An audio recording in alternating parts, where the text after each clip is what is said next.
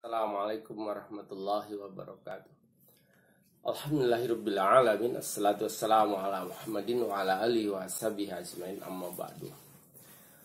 Kita bersyukur pada Allah subhanahu wa ta'ala hingga saat ini masih dianugerahi nikmat iman, nikmat Islam, nikmat sehat, dan nikmat afiat. Di kesempatan ini saya akan menyampaikan 3 hadis kaitannya dengan membangun istana di surga. Saya awali dari hadis yang diriwayatkan oleh Bukhari, nomor hadis 2506. Matanya dari Abu Hurairah, ia berkata, Rasulullah bersabda, Innallaha ta'ala, sesungguhnya Allah subhanahu wa ta'ala berfirman, wa ma taqarraba ilayya 'abdin bisai'in ahabba ilayya, sesungguhnya ketika seorang hamba mendekat kepada Allah, mimma ibtaradtu alaihi, dengan hal-hal yang diwajibkan. Jadi cara bagian untuk mendekat kepada Allah itu adalah dengan melaksanakan yang difardukan. Adapun wa ma yazalu abdi yataqarrabu ilayya bil nawafil hatta uhibbahu. Adapun ketika seorang hamba melaksanakan amalan-amalan sunnah, maka menjadi syarat Allah akan mencintai hamba itu. Jadi amalan wajib itu adalah instrumen untuk mendekat kepada Allah. Adapun amalan sunnah itu adalah instrumen untuk mendapat cintanya Allah. Fa idza ahbabtuhu kuntu sam'ahu alladhi yasma'u bihi. Kalau aku sudah mencintainya, maka di pendengarannya itu ada aku. Wa basaruhu alladhi yubsiru bihi, dan di penglihatannya ada aku. Wa yadahul lati yabtusu biha wa rijlahul lati yamsi biha. Di tangannya bekerja dengan tangan dan kakinya, di situ ada aku, ada nilai ilahiyah, nilai ketuhanan, ada spiritualitas, ada bimbingan dari Allah Subhanahu wa taala. Wa in sa'alani, kalau dia meminta kepada aku, la'utiyannahu, aku akan mengasihinya. Wala inis ta'adani la'u'idannahu, kalau dia berlindung pada aku akan melindunginya. Hadis riwayat Bukhari Muslim, nomor hadis 2506. Tafsir penjelas dari hadis ini, satu adalah bahwa ketika kita mendekat kepada Allah dan amal sunnah, Allah akan mencintai kita. Lalu di pendengaran kita ada Allah. Orang yang di pendengarannya itu ada Allah berarti hanya mau mendengar yang baik-baik, atau kalau ada yang baik memanggil itu dia memahami, menghayati, lalu merespon. Misalnya ada adzan, kalau di pendengarannya itu ada nilai spiritualitas, maka begitu adzan terlantun, kakinya akan melangkah. Tidak menunggu lama, dia pasti akan berusaha dengan segera. Di matanya kalau ada Allah, maka akan sempat untuk membaca Quran. Akan selalu ada waktu untuk mentilawah, murojaah, tartil Quran.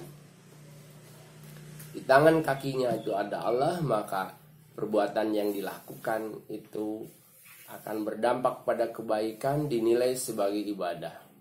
Dan kalau meminta itu adalah lebih khusus dari berdoa. Kalau berdoa masih mudah-mudahan dan segera, masih mudah-mudahan dan semoga.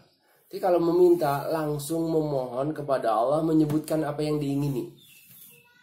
Contoh yang sederhana, kalau berdoa itu, ya Allah anugerahkanlah hamba jodoh yang baik, yang solihah. Tapi kalau meminta, ya Allah anugerahkanlah si dia, disebutkan namanya. Berarti itu meminta, dan Allah bilang la u'tiyannahu, aku akan ngasihkanlah, akan mengabulkannya. Dan kalau berlindung, Allah akan melindunginya. Ini hadis yang pertama. Hadis yang kedua, kaitannya dengan amalan sunnah sebagai cara untuk inden istana di surga, itu adalah hadis riwayat Tirmizi nomor hadis 414. Dari Aisyah, istri Nabi, ia mengabarkan bahwa Nabi bersabda, "Man sabaru alayya sinta asrota," siapa yang merutinkan, man sabaru ala sinta asrota, siapa yang merutinkan 12 rakaat minas sunnah, dari amalan sunnah, berarti ghairu fardhah, bukan amalan wajib. Banallahu lahu baitan fil jannah, Allah akan bangunin untuknya sebuah istana di surga.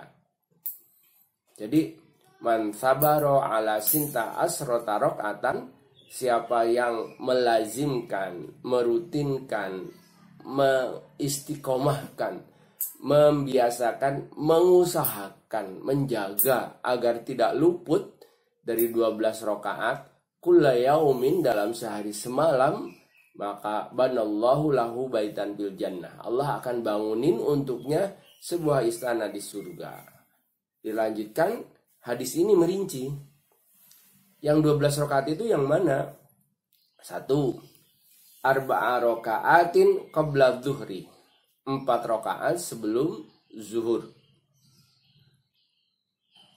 Wa raka'ataini ba'daha, 2 rakaat sesudah zuhur. Wa raka'ataini ba'dal maghrib, 2 rakaat setelah maghrib. Wa raka'ataini ba'dal isya, 2 rakaat sesudah isya. Dan terakhir, wa raka'ataini qablal fajri, 2 rakaat sebelum subuh. Jadi 4 rakaatin qabla zuhri, 4 rakaat sebelum zuhur. Wa raka'ataini ba'daha, wa raka'ataini ba'dal maghrib, wa raka'ataini ba'dal isya, 10.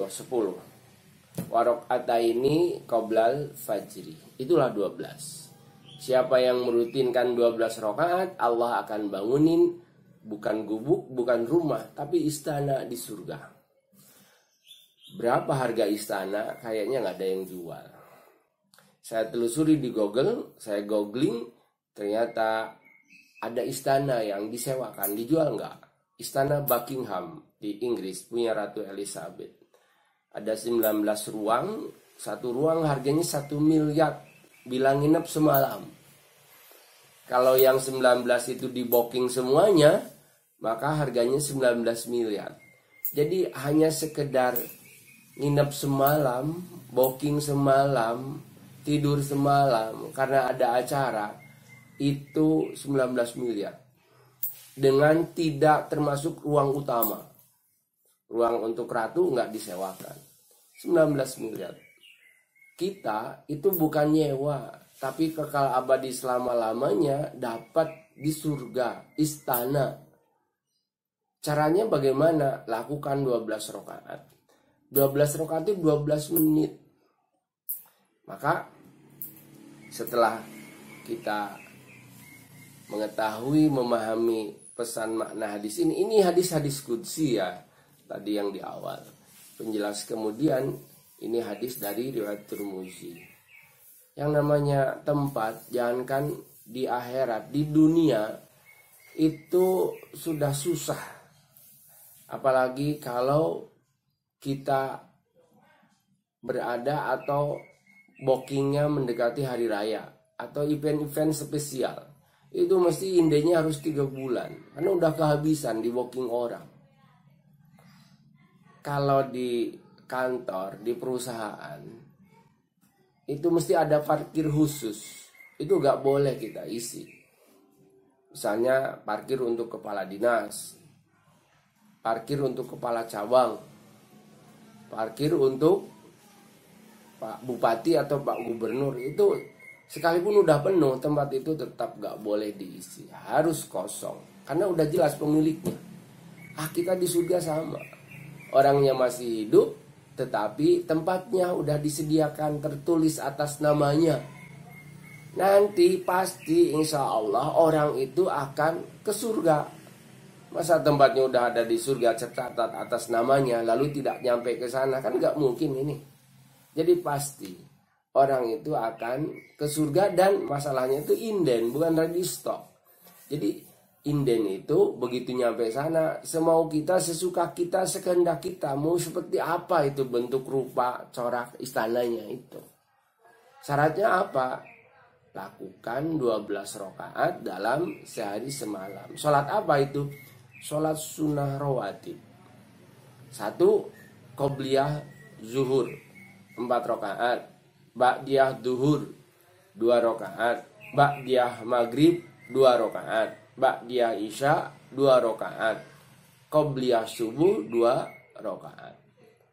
Nah, mudah-mudahan dengan saya menyampaikan hadis ini menjadi inspirasi dan motivasi sehingga kita tidak akan pernah meninggalkan atau luput dari 12 rakaat. Karena 12 rakaat cuma 12 menit, sementara kita dalam sehari dianugerahi waktu 24 kali 60. Ada 1440 menit. 1440 menit kita kurangi 12 menit, masih kesisa 1438 menit. 1428. Masih banyak yang kesisa. Yang 12 menit itu menjadi penyelamat kita dan menjadi cara agar kita tidak terlunta-lunta. Aslinya jadi gembel, terlunta-lunta, jadi gepeng di surga itu udah nyaman. Masuk empernya aja udah seneng. Itu kita bukan masuk emper atau jadi gembel, tapi mempunyai istana. Namanya istana hanya untuk raja. Kita di surga jadi raja juga. Sebetulnya hadis ini ada pengumuman. Hadis riwayat Muslim nomor hadis 728. Kalau tadi dari istri Rasulullah Aisyah, kalau yang sekarang juga dari istri Rasulullah tapi dari Ummu Habibah Romlah binti Abi Sufyan. Ia meriwayatkan, Sami itu Rasulullah SAW yaqul, aku ini mendengar Rasulullah bersabda, ma min abdin muslimin, sesungguhnya ketika seorang muslim yusolli lillahi ta'ala, salat bagi Allah kulla yaumin, setiap hari, sinta asrota 12 rakaat, tatawuan, yaitu salat sunnah, ghairu faridatin, bukan salat wajib, illa banallahu lahu baitan fil jannah, kecuali Allah pasti akan bangunin untuknya itu sebuah istana di surga. Ini hadisnya sahih. Yang tadi demikian juga. Kalau tadi dari Aisyah istri Rasul, ini istri yang lainnya dari Ummu Habibah.